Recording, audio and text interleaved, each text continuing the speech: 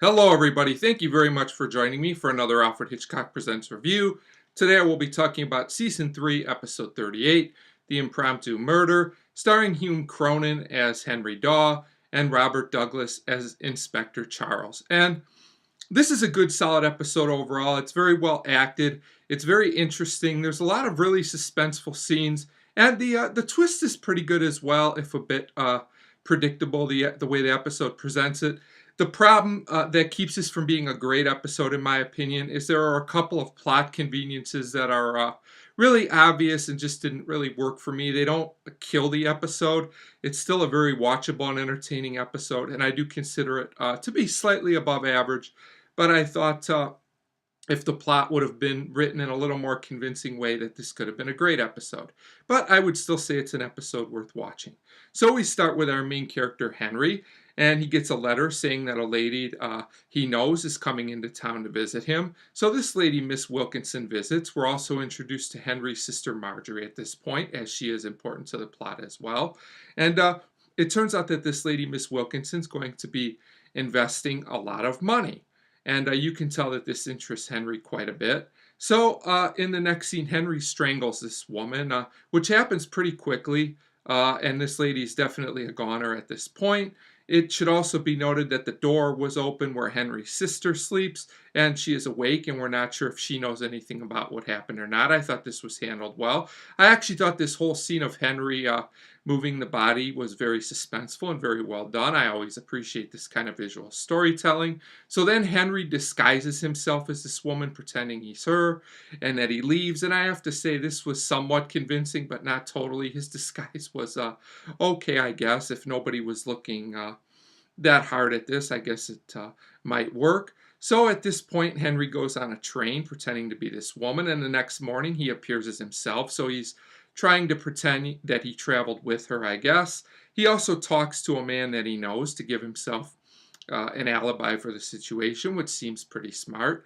So when Henry gets home, he finds out his sister's still in bed. He talks to her, his sister Marjorie, and she's not saying a whole lot.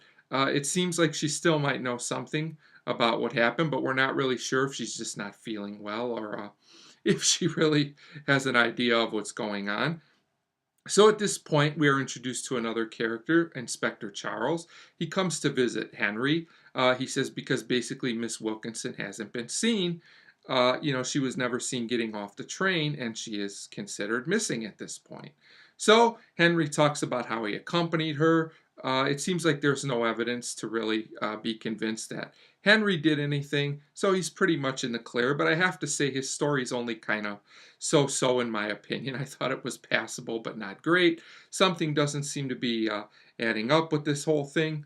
So it seems like Henry's a little bit concerned, but since there's nothing to really connect him to anything with Miss Wilkinson, I guess he's not too worried about it at this point. So we go to the next scene, and there's a ceremony, and Henry's speaking. The problem is his speech is interrupted when a body is found in the river. It's a body of a woman, so Henry's now naturally concerned that this could be Miss Wilkinson. So the inspector comes by and asks Henry to identify the body because he suspects it might be Miss Wilkinson as well. And since Henry would have been the last one to see her, he could probably help out. Henry doesn't want to, but eventually he agrees to go identify the body. So he goes with the inspector and says that this is definitely not Miss Wilkinson. The problem is Henry doesn't look at the body at all, and Inspector Charles notices this.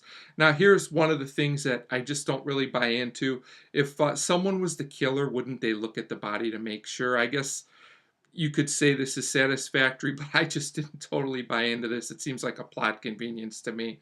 So at this point, the inspector goes to visit Henry again, and he says he wants to let Marjorie look at the body because she also knew what Miss Wilkinson looked like. But this upsets Henry. He says no way.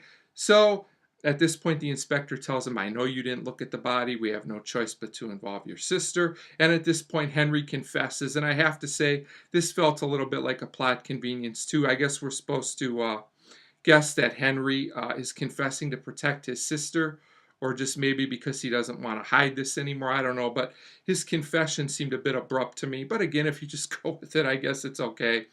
So at this point, Henry is in trouble as he's confessed, and the inspector gets a call, and basically we find out in the end that the body was not Miss Wilkinson's. So basically, Henry did himself in. If he would have just looked at the body or hung in there and not confessed, he might have been in the clear. So it's one of those episodes where, you know, the killer kind of gets what's coming to him and does himself in. So overall, I would say The Impromptu Murder is worth watching. Despite quite a few plot conveniences, I actually think this still is a very fast-paced and entertaining episode with very good acting and, you know, a pretty good twist ending as well. So I'm going to give The Impromptu Murder a 3 out of 5. I do recommend this at least as a one-time watch for fans of the show. So 3 out of 5 for The Impromptu Murder. And as always, thank you very much for watching.